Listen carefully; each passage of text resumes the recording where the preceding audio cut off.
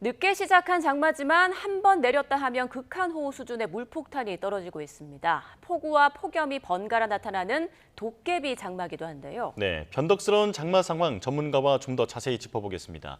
이현호 공주대 대기과학과 교수와 함께하겠습니다. 교수님 나와 계십니까? 예, 안녕하세요. 네, 안녕하십니까.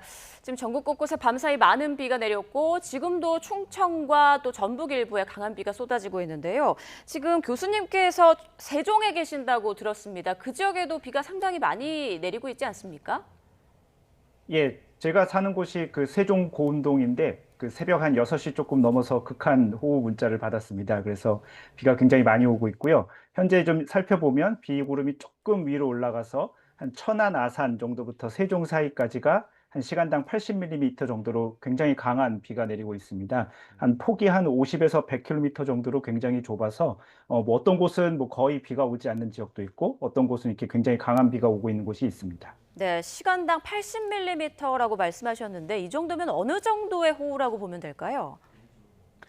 제가 실제로 예전에 한번 요 정도 비가 올 때 우산을 들고 밖에 나간 적이 있었는데 그 예. 우산을 손으로 들고 지탱하기가 어렵다는 느낌이 들 정도로 예, 굉장히 강한 비가 오는 그렇게 경험할 수 있고요. 차를 타고 이제 운전하는 경우에는 좀 와이퍼를 움직여도 앞에 시야가 확보가 안 돼서 좀 이렇게 잠시 정차해야 되는 게 아닌가라는 생각이 들 정도로 좀 이렇게 위험을 느끼는 수준의 비라고 할 수 있겠습니다. 예, 교수님께서 언급하신 것처럼 그 지역마다 강우량 편차가 큰 상황인데 이건 왜 그런 겁니까? 예, 현재 아까 말씀드린 것처럼 강수띠의 폭이 한 50에서 100km 정도밖에 안 됩니다. 뭐 강수가 형성되는 요인은 굉장히 많아서 뭐 반드시 이렇다 저렇다 말하기는 어렵지만 현재 지금 우리나라를 걸치는 장마전선에 이제 비가 오고 있는 건데 이 장마전선의 폭이 굉장히 좁고 기울기가 급하게 형성되어 있어서 이렇게 좁은 형태의 비가 내리고 있다고 할 수 있겠습니다. 네, 최근 비가 내리는 양상을 보면 늦은 밤이나 새벽 또 출근길에 많은 비가 쏟아지는 것 같습니다. 이건 또 어떤 이유가 있을까요? 예, 말씀해 주신 것처럼 비가 좀 이렇게 밤에 특히 많이 오는 뭐 야행성 폭우다 이런 말들도 있는데요. 뭐 사실 살펴보면 저기압의 중심이 언제 통과하느냐, 이게 가장 중요해서 반드시 밤에 많이 온다고 할 수는 없겠지만 좀 살펴보면 낮보다는 밤이 좀 많이 옵니다.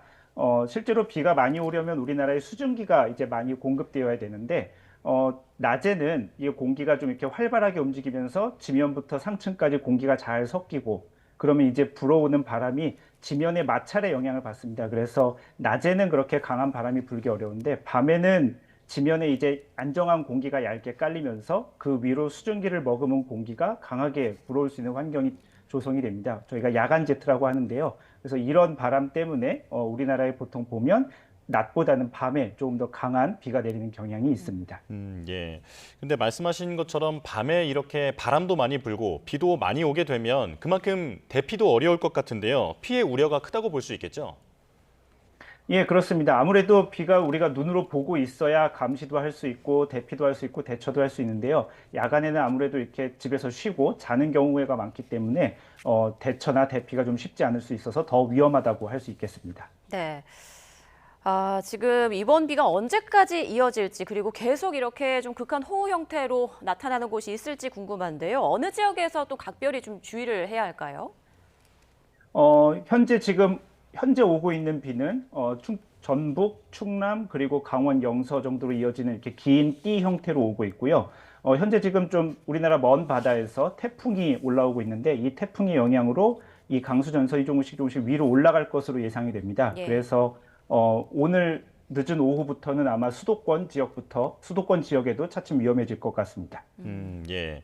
저희가 계속 이번 장마가 유난히 늦는다라고 전해드리고 있는데 그렇다면 이 비가 상당히 늦게까지 온다 이렇게 예상할 수 있는 겁니까?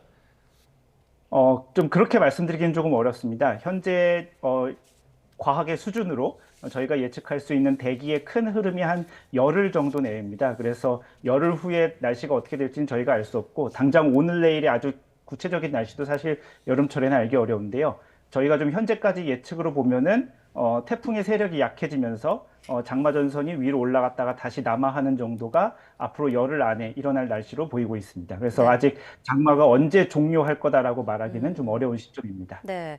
조금 전 서울을 비롯한 수도권에도 오늘 오후부터 좀 비주의가 필요하다라는 말씀해 주셨는데 수도권에도 지금 중부지방, 그러니까 충청 지역에 내리는 것처럼 이렇게 극한의 호우가 쏟아질 가능성이 있을까요? 물론 가능성은 있는데요. 현재 지금 올라가는 양상을 보면은 아마 지금 북상하면서 조금씩 약해지는 것으로는 보이고 있습니다. 그래서 뭐 시간당 100mm 아마 이 정도까지는 비가 오지는 않겠지만 예. 그래도 꽤 많은 비가 내릴 수 있어서 주의가 필요합니다. 예. 그런데 강한 비가 그치면 또 폭염이 나타나기도 하더라고요. 그래서 지금이 장마철이 맞나 이렇게 생각하시는 분도 있는데 이렇게 더위까지 반복되는 이유는 뭡니까? 예, 아까 말씀드린 것처럼 가장 근본적인 이유는 장마 전선의 폭이 좁기 때문에 우리가 이런 현상을 경험할 수 있는데요. 장마 전선의 폭이 좀 넓고 비구름의 영역이 넓으면 한반도 전체가 좀 비가 오기 때문에 이런 현상이 덜한데 지금은 장마 전선이 굉장히 좁기 때문에 가령 말씀드린 것처럼 현재 지금 중부 지방으로 강한 비가 오고 있는데 이러면 경상남도 이런 지역은 장마 전선의 남쪽에 있게 되고요. 이러면은 이제 거의 비가 오지 않고 북태평양 고기압의 직접적인 영향을 받아서 굉장히 덥고 습하고 이런 무더움을 느끼는 그런 날씨가 됩니다. 예. 말씀해 주신 대로 최근 장마의 양상이 좀 많이 달라진 것 같습니다. 뭐 전통적인 장마라면 넓은 지역에 좀 장기간 비가 이어졌는데 요즘에는 좁은 지역에 짧게 내렸다 그치기도 하고 폭염도 함께 이렇게 동반되는 그런 양상을 보이고 있는 것 같습니다. 지금 또 물폭탄 형태의 비도 최근 몇 년 사이 더 잦아진 것 같은데 실제로는 어떻습니까? 예, 사실 이렇게 집중호우 혹은 극한호우라고 부르는 현상이 최근 어떻게 변했는가라고 이제 하는 연구 주제가 사실 굉장히 논란이 있고, 그 보는 연구자에 따라서 좀 다르게 결론이 나오기도 하는데요. 우리나라가 사실 2010년대 중반, 2014년 정도에 기억하시는 분들이 많이 없겠지만 굉장히 큰 가뭄이 있었습니다. 한 2년 정도 지속이 됐었는데요.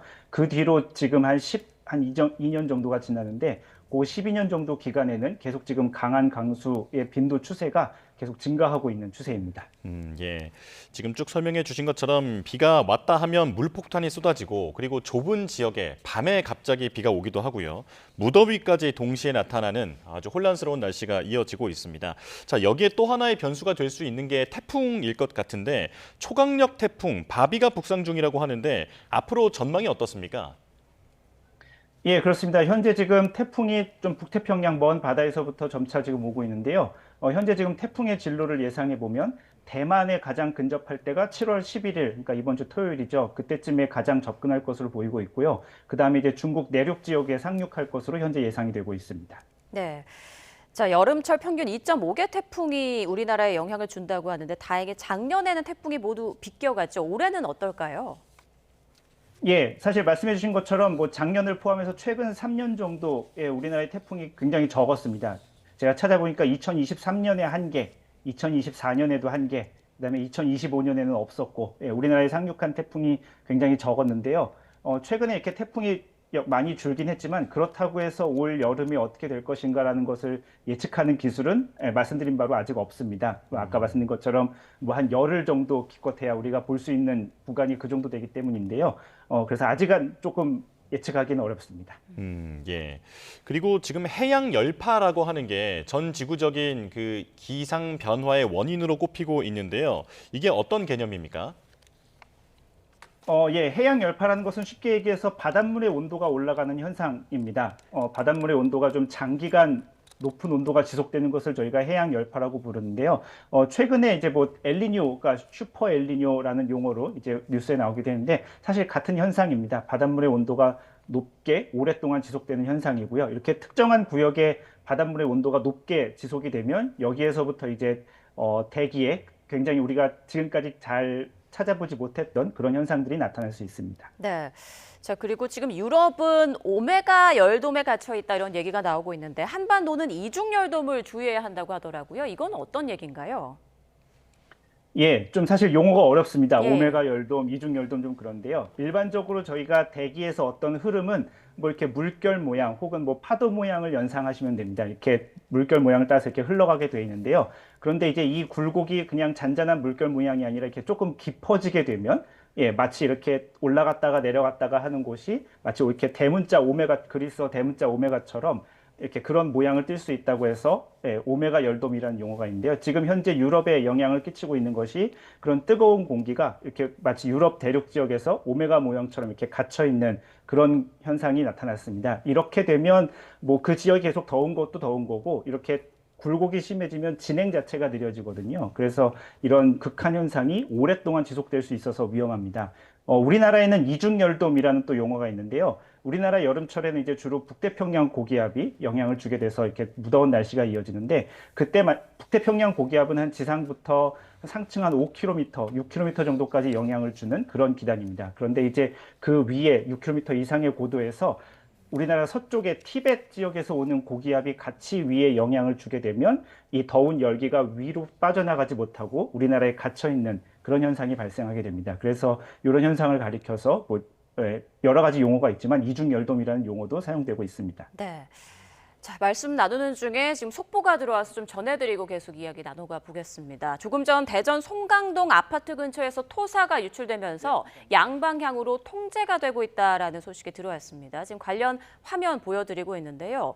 송강동 산 4-38번지 이쪽에 토사가 흘러내리면서 지금 도로 위를 덮고 있고요. 이 영향으로 양방향 교통 통제가 이루어지고 있습니다. 새벽 5시 50분쯤 신고가 접수됐습니다. 무너졌다라는 경찰 신고가 접수되면서 지금 수습 작업이 이루어지고 있을 것 같습니다.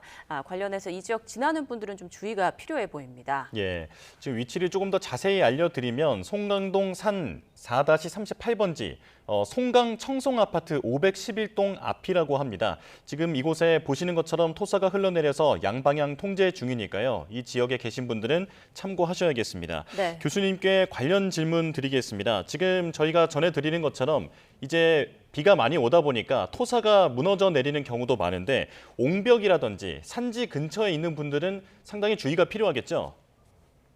예, 그렇습니다. 비가 오랫동안 지속돼서 오게 되면 사실 단기간에 오는 비는 뭐 이렇게 무너뜨리진 않지만 어제 비가 많이 왔던 지역에 오늘 다시 또 오게 되면 이런 토사나 옹벽이 무너질 그런 위험이 있습니다. 그래서 이럴 때에는 사실 제 개인적으로는 인명이 가장 중요하다고 생각합니다. 그래서 무언가 복구보다는 빨리 대피하시는 게 가장 중요하다고 생각합니다. 네.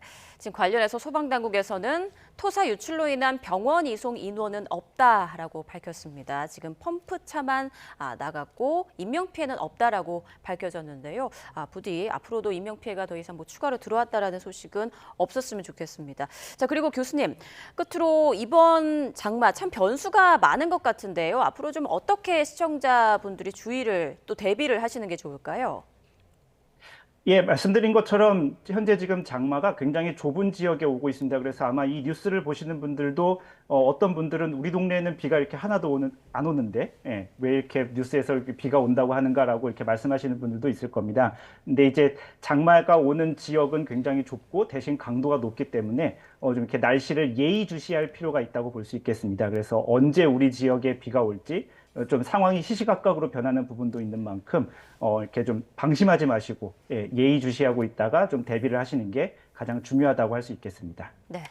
지금까지 이현호 공주대 대기과학과 교수님과 함께 장마 상황 짚어봤습니다. 교수님 고맙습니다.